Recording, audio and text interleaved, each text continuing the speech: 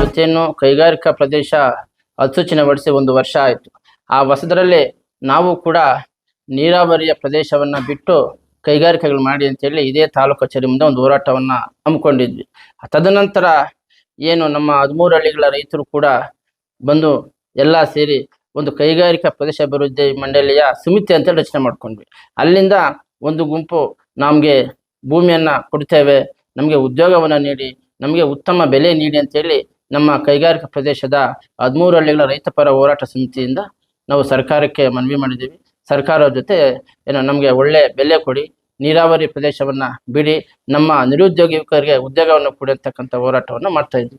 ಇನ್ನೊಂದು ನಮ್ಮ ಕೈಗಾರಿಕಾ ಪ್ರದೇಶವನ್ನೇ ಬೇಡ ಅಂತೇಳಿ ಒಂದು ರೈತರ ಗುಂಪು ವಿರುದ್ಧವನ್ನು ಮಾಡ್ಕೊಂಡು ಬರ್ತಾ ಇದೆ.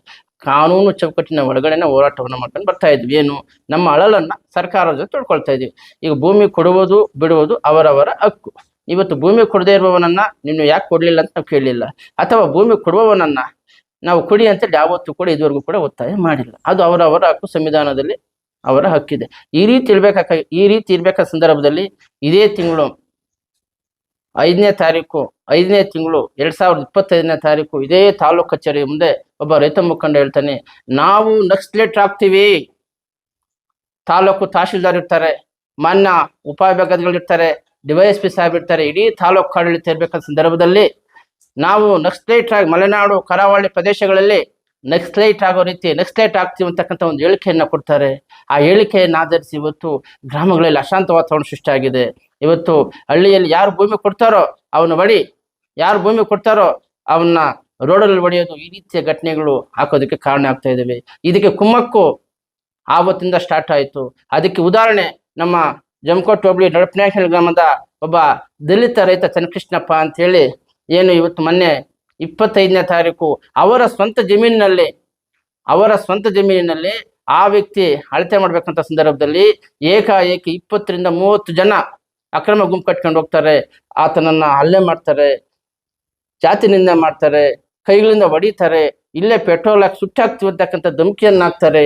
ಈ ರೀತಿ ರೈತರ ಗುಂಪು ಅಲ್ಲಿ ಒಳಗಡೆ ಹೋಗ್ತದೆ.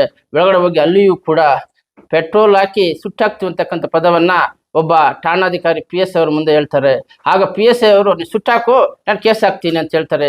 ಅಲ್ಲಿಗೆ PSI ಅವ್ರು ಹೇಳ್ಬೇಕಾಗಿರ್ತಕ್ಕಂಥದ್ದೇನು, ನೀವು ಸುಟ್ಟಾಕೋದಕ್ಕೆ ಕಾರಣ ನಿನ್ಗೆ ಯಾರು ಅಧಿಕಾರ ಕೊಟ್ಟವರು, ಕಾನೂನನ್ನ ಕೈಗೆತ್ಕೊಂಡಿದ್ದು ನಿನ್ಗೆ ಅಧಿಕಾರ ಯಾರು ಅಂತ ಕೇಳ್ತಕ್ಕಂಥ ಒಬ್ಬ ಅಧಿಕಾರಿ ಸುಟ್ಟಾಕಿದ್ರೆ ಕೇಸ್ ಹಾಕ್ತೀನಿ ಅಂತಕ್ಕಂಥ ಮಾತನ್ನ ಹೇಳ್ತಾನೆ. ತದನಂತರ ಆತನಿಗೆ ಒಬ್ಬ ಅವ್ರ 20-30 ಜನ ಏನಿವತ್ತು ನೊಂದು ಅವರಿಂದ ಏಟುಗಳು ತಿಂದು ಮಾನಸಿಕವಾಗಿ ಜಾತಿಯನ್ನು ಬಯಸ್ಕೊಂಡು ವಾಪಸ್ ಬರ್ತಾನೆ. ಅವ್ರ ಮೇಲೆ FIR ಆಗ್ತಾರೆ ಪೊಲೀಸ್ ಇಲಾಖೆ.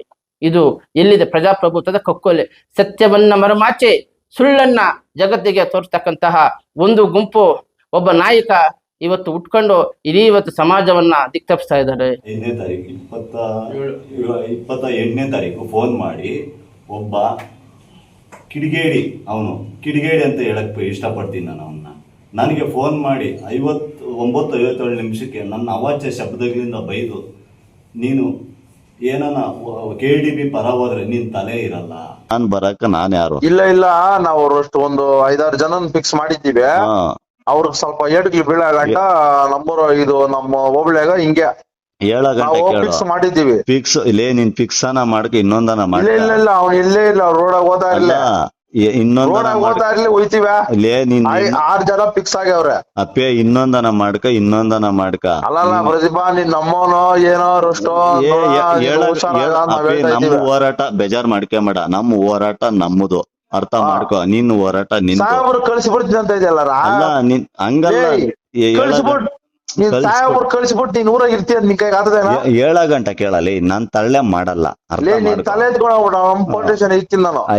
ನಿನ್ ಕೈ ಆಗ್ತದ? 7 ಗಂಟೆ ನನ್ನ ಹತ್ರ ಯಾಕೆ ವಾದ ಮಾಡ್ತಾ ಇದ್ದೀನಿ? ನಾನೇನ್ ಗೊತ್ತಾ, ನಾವು ಅಂಬೇಡ್ಕರ್ ಏನ್ ಕೊಟ್ಟಿರೋದು ಅವ್ರ ಸಂವಿಧಾನ. ಈಗ ಅಂಬೇಡ್ಕರ್ ಕೊಡೋದ ಸಂವಿಧಾನ?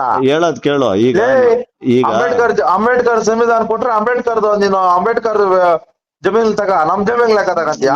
ನಿನ್ ಜಮೀನ್ ಏನಕ್ ತಗಂತೀನಿ ನಾನು? ನನಗ್ ಕೊಡ್ತಾ ಇದೀನಿ ನಾವು ಕೆಂಪೇಗೌಡರು ತುಂಡು ಕೊಟ್ರು, ನಾವು ಕೆಂಪೇಗೌಡರು ನಮ್ಮನ್ನ ನಾವು ಕೊಡಲ್ಲ. ನೀವು ಅಂಬೇಡ್ಕರ್ ಹೋಗ್ಬಿಟ್ಟಿದ್ರೆ ಅಂಬೇಡ್ಕರ್ ಜಮೀನ್ ಕೊಟ್ಟಿದ್ದೀನ. ಕೇಳೋ, ಅದ್ ಹೇಳ್ತಾ ಇಲ್ಲ, ನಿನ್ಗೆ ಅರ್ಥನೇ ಆಗ್ತಾ ಇಲ್ಲ. ಈಗ ಅಂಬೇಡ್ಕರ್ ಅಂದೆ ಇವಾಗ. ಎಲೆಕ್ಷನ್ ನಿಲ್ಲೋದು ಹೇಳೋದ್ ಕೇಳು. ನೀನ್ ಯಾಕೆ ನೋಡ ಪ್ರದೀಪ, ನೀನ್ ಏನ್ ಸಂಘಟನೆ ಅಂತ ಹೇಳ್ಬಿಟ್ಟು ನಿನ್ಗೇನೋ 106 ಊರು ನಮ್ಮನ್ನ ಓಟ್ ಹಾಕ್ಬಿಟ್ಟು ನಿನ್ಗೇನೋ ಏನೋ ನಿನ್ ಕಂಕೋಟ್ ಹೋಗ್ಲಿಕ್ಕೆ ಅಧ್ಯಕ್ಷನ್ ಮಾಡಿಲ್ಲ. ನಾನು ನಾಳೆ ಆಗ್ಬಿಡ್ತೀನಿ ಅಧ್ಯಕ್ಷ.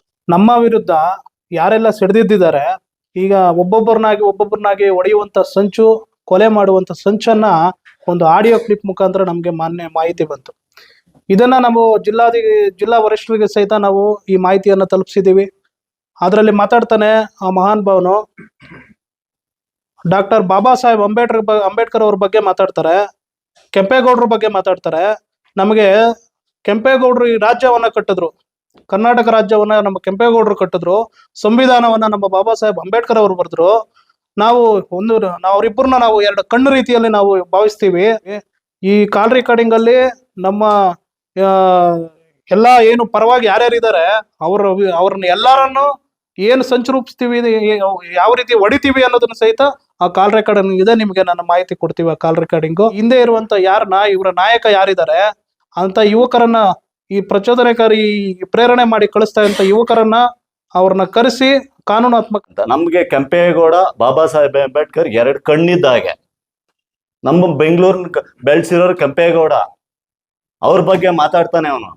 ಅವನ್ಗೆ ಎಷ್ಟಿರ್ಬೇಕು. ಹಾಗೆ ಬಾಬಾ ಸಾಹೇಬ್ ಸಂವಿಧಾನ ಶಿಲ್ಪಿ ಡಾಕ್ಟರ್ BR ಅಂಬೇಡ್ಕರ್, ಅವ್ರ ಬಗ್ಗೆ ಮಾತಾಡ್ತಾನೆ. ಅವನ್ಗೆ ಎಷ್ಟಿರ್ಬೇಕು. ಅವನ್ನ ಕೂಡಲೇ ಬಂಧಿಸ್ಬೇಕು. ಅವನ್ ಬಂಧಿಸಿ ಅವನ್ ಕ್ರಮ ತಗೊಬೇಕು. ಪೊಲೀಸ್ ಇಲಾಖೆ ಈಗ ನನಗೆ ನ್ಯಾಯ ಕೊಡಿಸ್ಬೇಕು.